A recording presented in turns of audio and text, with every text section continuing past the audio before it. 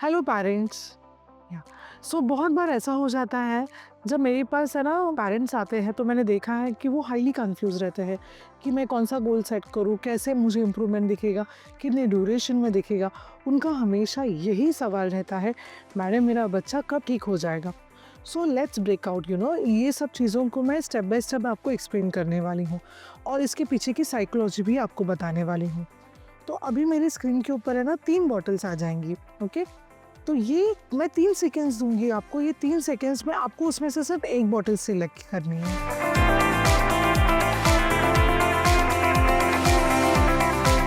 Done. अभी ये 3 bottle में से आपने 3 सेकंड्स के अंदर एक बॉटल सिलेक्ट की। यस, इजी था पेरेंट्स, बहुत इजी था। ओके, नाउ सेकंड स्क्रीन आएगी आपके पास। 30 बॉटल्स में से आपको 3 बॉटल सिलेक्ट करनी है उसमें, एंड इसके लिए ड्यूरेशन भी आपके पास रहेगा 3 सेकंड्स का। या your time starts now. Done. Difficult था पेरेंट्स? या देखो, साइकोलॉजी को समझो। जब मैंने बहुत कम चॉइसेस में आपको सिर्फ एक छोटा सा चॉइस करने के लिए बोला, ड्यूरेशन भी अपने पास लिमिटेड था, बहुत इजी था आपके लिए, राइट? जब मैंने आपको इतने सारे बॉटल्स में कम ड्यूरेशन में 3 बॉटल सेलेक्ट करने के लिए कहा तो आप बहुत कंफ्यूज हो गए। पेरेंट्स, हमारे साथ भी यही होता है जब हम हमारे बच्चों के साथ काम करते हैं।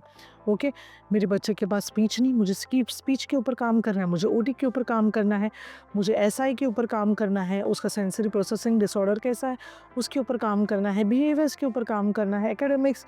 ओ God, it is endless and ऐसे कर करके मतलब हम लोग सब जगह पे हाथ डालते रहते हैं, बट हमें उसका एक प्रॉपर प्लान नहीं पता रहता, प्रॉपर स्टेप्स पता नहीं रहते हैं।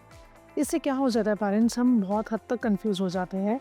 आई एम बहुत डिमोटिवेटेड लगता है कि अरे क्या हो गया मेरे बच्चे को, मैं इतना 1-2 साल से तो काम कर रही हूँ बट मुझे कोई रिजल्ट नहीं आ रहा है। पेरेंट्स, अगर आपको रिजल्ट चाहिए रहेगा ये 1 साल का चैलेंज ले लो आप।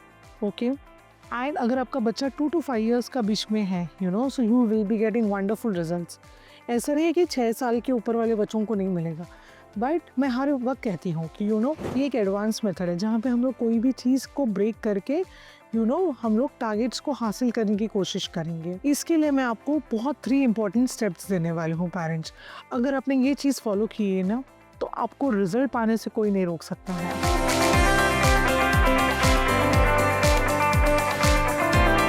स्टार्ट स्मॉल मतलब क्या रहता है पेरेंट्स?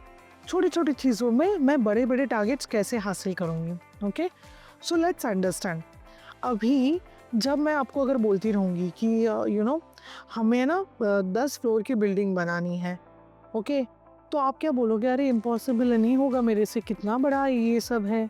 ओके, वर्सेस अगर मैंने आपको कहा कि नहीं, आपको कुछ नहीं करना है, सिर्फ एक ईंट के ऊपर एक ईंट रखनी है, ऐसे करके हमें एक 5x5 का एक ब्लॉक बनाना है 2 दिन के अंदर। पेरेंट्स, ईजी लगा आपको? यस।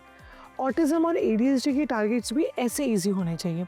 एज इन, मैं चाहती हूँ मेरा बच्चा बात करे, ठीक है, बट उसको हासिल करने के लिए जो बेबी स्टेप्स की रिक्वायरमेंट है ये मेरे हाथ में रहना चाहिए कि ओके, मेरे बच्चे का ये लेवल है तो उसके नीचे के कौन से लेवल्स है जिसको मुझे ये 3 मंथ्स में कंप्लीट करना है। सो जब हम एडवांस्ड होम्योपैथी ट्रीटमेंट करते हैं तो ये टारगेट्स लिखे जाते हैं, बड़े टारगेट्स हैं, उसको हासिल करने के लिए जो पहले छोटे छोटे स्टेप्स रहते हैं वो हासिल किए जाते हैं। बिकॉज जब आप ऐसे बेबी स्टेप्स हासिल करते हो so it is very easy, तो आपको बड़ा जो टारगेट है वो भी हासिल हो जाएगा ये छोटे छोटे स्टेप्स हासिल करने के बाद। ये जो स्मॉल स्टेप का वाला है सो इसमें क्या हम करते हैं, ये 3 मंथ्स का ही टारगेट रहता है।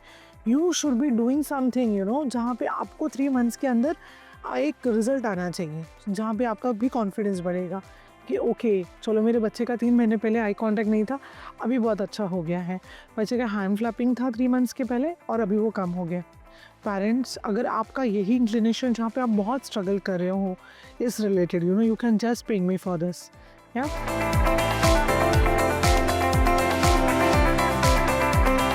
पेरेंट्स, माइंडसेट बहुत इंपॉर्टेंट चीज़ है। ये तय करेगी कि आपका मोटिवेशन, इंक्लिनेशन कैसा रहेगा, आप कौन सी पाथ सेलेक्ट करोगे। गिव अप करने वाले तो कोई भी छोटी सी चीज़ के लिए भी गिव अप कर देते हैं। अगर आप ऐसे हाईली मोटिवेटेड पेरेंट्स हो कि जहाँ पे बाय हुक और by crook you want to get result, then this is for you. Okay, so मैं एक स्टोरी बताना चाहती हूँ। आज से कई साल पहले विल्मा रुडोल्फ नाम की एक लड़की थी जिसको कहा गया था, अरे तुझे तो पोलियो हुआ है, तुझे तू चल भी नहीं पाएगी, ये भी नहीं कर पाएगी। ओके, तो लिटरली पोलियो के बाद अब हम सबको पता है कि पोलियो के बाद बच्चे नहीं चल पाते हैं, वो उनको कोई ना कोई तो सहारा लेके ये करना पड़ता है, राइट। सो विल्मा रुडोल्फ भी ऐसे ही कर रही थी until and unless she got motivate to such an extent कि उसने खुद को एथलीट मानना शुरू कर दिया कि नहीं, मैं एथलीट ही बनूंगी। एंड जस्ट इमेजिन, उसने 3 गोल्ड मेडल्स जिताए हैं, राइट। सो पेरेंट्स, अगर विल्मा रुडोल्फ जैसी लड़की ये सब चीज़ें अचीव कर सकती है तो आप और हम क्यों नहीं, राइट। ऑटिज़म और एडीएचडी के जो बच्चे हैं, आपके सामने बहुत सारे एग्जाम्पल्स है जहाँ पे अल्बर्ट आइंस्टाइन की मम्मा ने हासिल किया है, देन एलन मस्क की मम्मा ने बहुत सारे रिजल्ट्स उनके साथ हासिल किया है, तो हम क्यों नहीं आ सकते वो इसमें। अगर 1000 भी बच्चे हैं, उनमें से एक बच्चा भी ऐसा निकलता रहेगा कि जो साइंटिस्ट है, तभी मैं कहूँगी कि आपके पास बहुत हद तक एक मोटिवेशन करने वाला एक लाइव एग्जाम्पल है। और आज के 21st सेंचुरी में आप देखोगे कितने सारे बच्चे हैं जो मॉडलिंग में हैं। पेरेंट्स, 21st सेंचुरी में आपके सामने बहुत सारे ऐसे मोटिवेशन के एग्जाम्पल्स हैं, जैसे प्रणव बख्शी जैसा लड़का जो मॉडलिंग बहुत सक्सेसफुल एक मॉडल है वो, राइट। और एक जिया राय करके लड़की है and she is the best swimmer. आपके पास अगर ऐसे बच्चे हैं जहाँ पे उन्होंने एक बेंचमार्क सेट किया है, सो पेरेंट्स आप क्यों डीमोटिवेटेड हो। There are multiple things which you can do with your child. And yes, आपका बच्चा भी कोई एक नेक्स्ट ब्रिलियंट शेफ रह सकता है, कोई एक IIT प्रोफेशनल रह सकता है, anything. Trust me, your child can do anything. सिर्फ आपको उसमें ट्रस्ट रहना चाहिए। You have to believe in yourself and your child. अगर आपने दिमाग से मान लिया तो आपको कोई डिफीट नहीं कर सकता। Parents, do not listen to any negative talks, whenever you are sitting with any other parents. अरे कुछ नहीं है, ऑटिज्म हो गया, गया तेरा बच्चा, ADHD हो गया, कुछ नहीं कर पाएगा। Do not feed this negative thoughts, Understand, क्या है क्या नहीं है, बिकॉज हर एक ऑटिज्म और ADHD बच्चा बहुत अच्छे हद तक इंडिपेंडेंट हो सकता है और प्रोफेशनली अर्निंग भी पा सकता है, राइट। एक एग्जाम्पल मैं बताना चाहूँगी। 100 लोग थे, तो उनको ना एक टास्क दिया गया था जहाँ पे उनको कहा गया था कि ये ना टास्क, जाने से पहले ही बोला था ये टास्क कितना इम्पॉसिबल है ना, तू कर ही नहीं पाएगा। ओके, 100 लोगों को यही बता के भेजा था, बट उसमें से सिर्फ एक आदमी ने कर पाया वो टास्क। तो उससे बाद में जब भी उसने टास्क वगैरह कंप्लीट किया, सब लोग सेलिब्रेट करने के लिए आ गए। अरे ये कैसा पॉसिबल है कि मतलब हम लोग 99 लोगों ने नहीं किया और तूने एक ने कैसे किया। तो बोला यार कि मैं बहरा हूँ, मुझे सुनाई नहीं देता है, राइट। पेरेंट्स, आपको भी ऐसे बना है, do not listen to any negative thoughts. बहुत बार ऐसा हो जाता है, तो थेरेपी के बाहर बहुत सारे पेरेंट्स बैठते हैं, तो एक दूसरे के साथ है ना बहुत एकदम लेमली डिस्कस करते रहते हैं कि हाँ क्या है इसका, ये है क्या, ओके देखो आई कांटेक्ट नहीं आता है, ये नहीं कर पा रहा है, वो नहीं, वो तो प्रॉब्लम्स पे प्रॉब्लम्स, प्रॉब्लम्स पे प्रॉब्लम्स।